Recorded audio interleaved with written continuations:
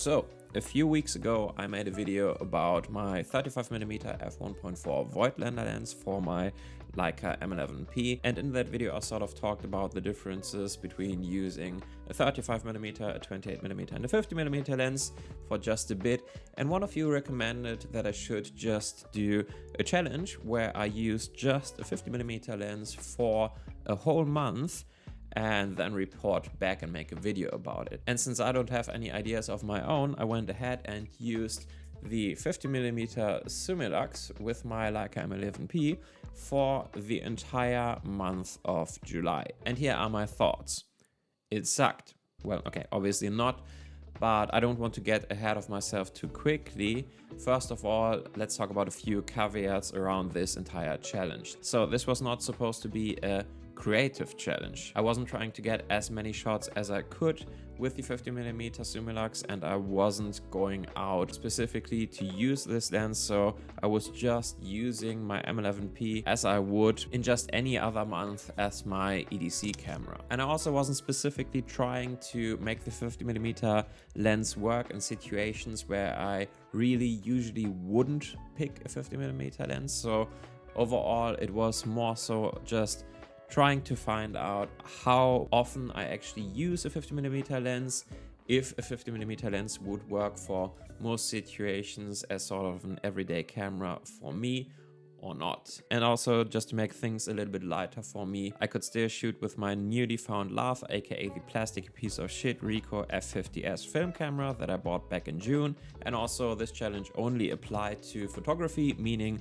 I could use whatever focal length and whatever lens for shooting videos. And also on top of that, I was still allowed to use my iPhone for sort of everyday photography and that sort of stuff. But yeah, as far as actual photography with a real camera goes, I really only used the M11-P and the 50mm Summilux and completely neglected all of my other cameras, which I guess my Sony cameras are kind of used to by now, but I'm not sure if my Hasselblads will ever talk to me again. But anyway, I usually don't care about numbers too much when it comes to photography, but when I offloaded all of the photos that I took in July off of my SD card and onto my MacBook, I realized a couple of things. And so for the entire month of July, I took a grand total of 223 photos with my Leica M11-P. Mind you, that's not a whole lot. I mean, I can take that many photos easily on like a regular weekend day of shooting when I go out specifically with the intent to take photos. And so 223 photos comes out at roughly 7.5 photos per day as an average, but that's not quite true either, because I actually only took photos with my M11-P on 13 days in the month of July. So meaning that for roughly 2/3 of the month, I didn't use my M11-P at all.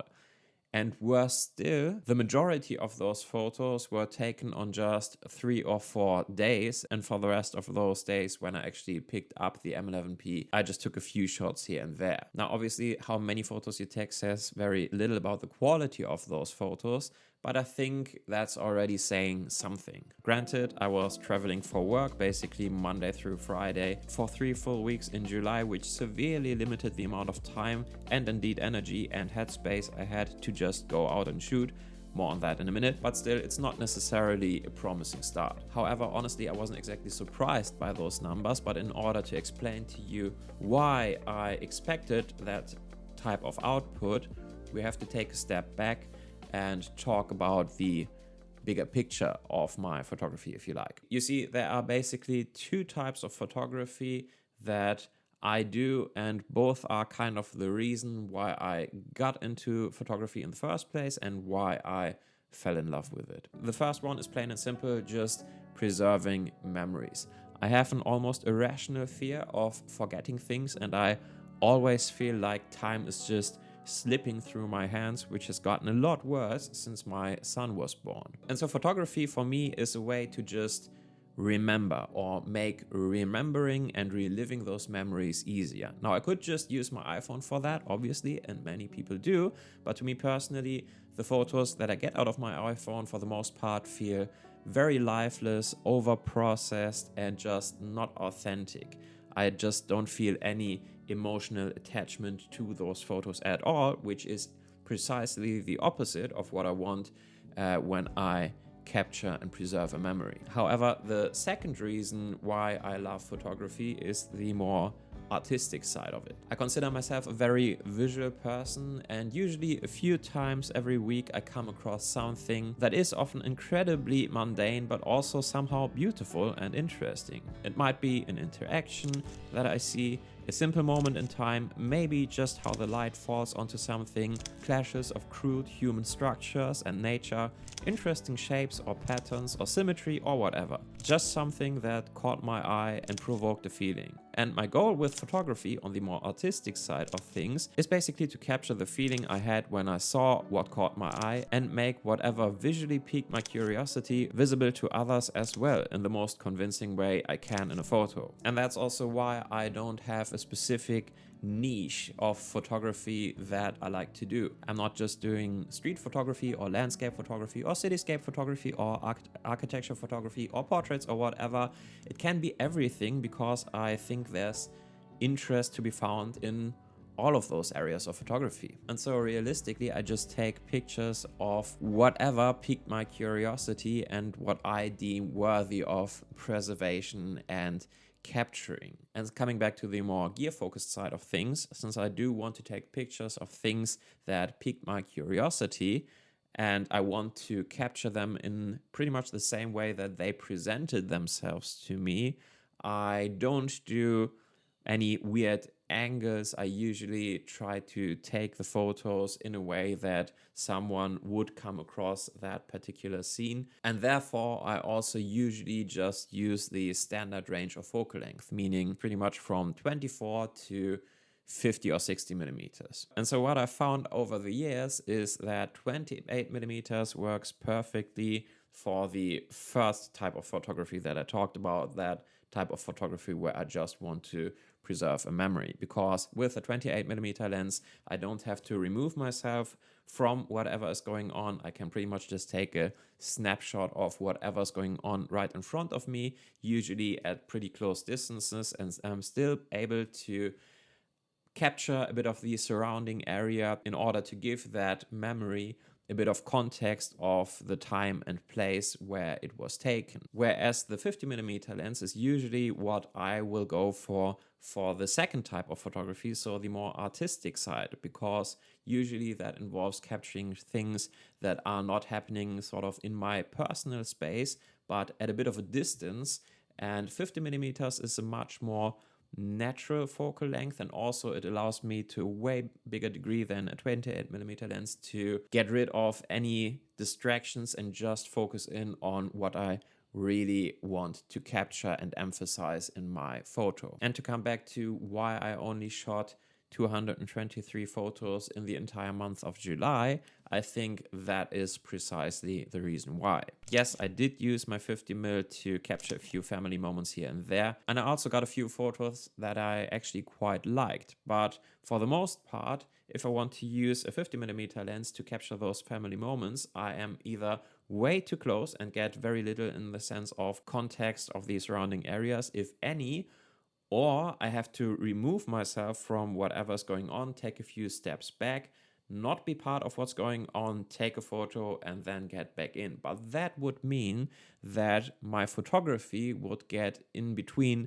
me and whatever's going on in the moment with my family, and that's precisely not what I want to happen. With that being said, I did actually take a few little portraits that were pretty close up, and especially when I shot them wide open, the entire foreground and background around my subjects, mostly my wife and kid, just pretty much melted away.